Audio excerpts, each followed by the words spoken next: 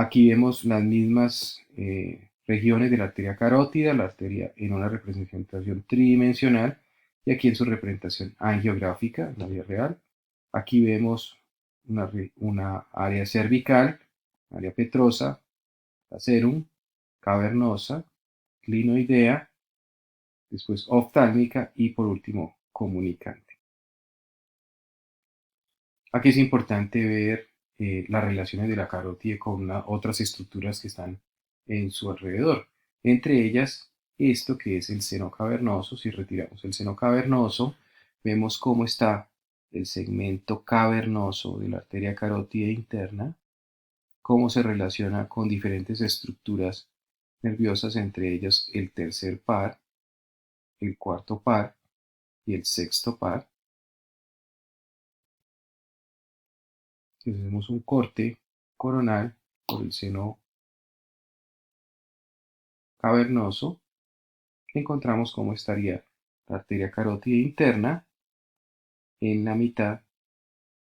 del seno cavernoso, cómo se relaciona esta arteria carótida interna primero con el sexto par en la región inferolateral, es el par en el cual más tiene relación, mientras que en la parte lateral de este seno cavernoso estarían los demás pares craneales, que sería el tercero, el cuarto, quinto par, rama oftálmica o B1 y quinto par, segunda rama o maxilar superior.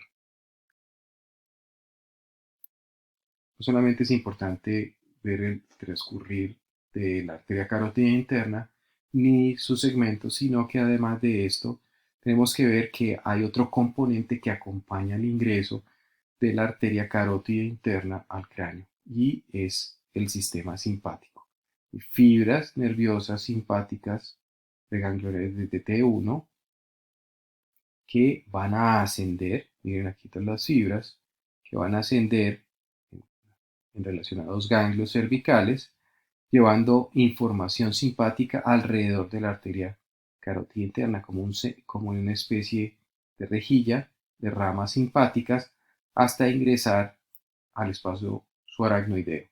Al ingresar al espacio subaracnoideo hay unas ramas muy importantes que ya da, unas ramas denominadas nervio petroso profundo que se continúan con el nervio del conducto pterigoideo hasta el ganglio pterigopalatino, dando inervación complementaria simpática a estructuras nasales y de la cara. Pero no solamente eso, hay ramas específicas simpáticas que van a acompañar a B1 ingresando por la fisura orbitaria superior hacia la órbita. Aquí vemos esas estructuras con mucho más detenimiento, esas estructuras nerviosas simpáticas que acompañan B1 y después se prolongan con el nervio ciliar hacia la pupila,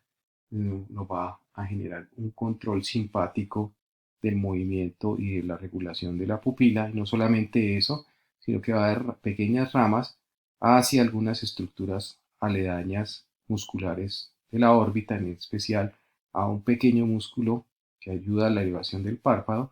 que se llama el músculo de Müller. Cuando se genera algún tipo de lesión en la arteria carótida interna y este plexo simpático se daña, todas estas regulaciones simpáticas a la hemicara, de donde viene el daño, se van a alterar. Por eso una persona en la cual tiene daño simpático o una lesión de la carótida en su capa externa y esa lesión de la capa externa produce daño simpático, va a generar unas características de un síndrome que se llama síndrome de Horner, en donde una persona va a tener algo que se llama miosis, tosis, anhidrosis, ojo rojo y enoftalmos. Miosis, dado que el componente simpático que va hacia el control de la pupila se va a perder,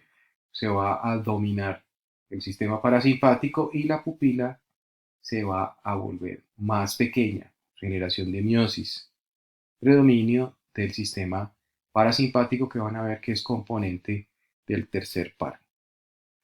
Tosis, que es la caída del párpado superior relacionado con la pérdida de la regulación del tono en el músculo elevador del párpado.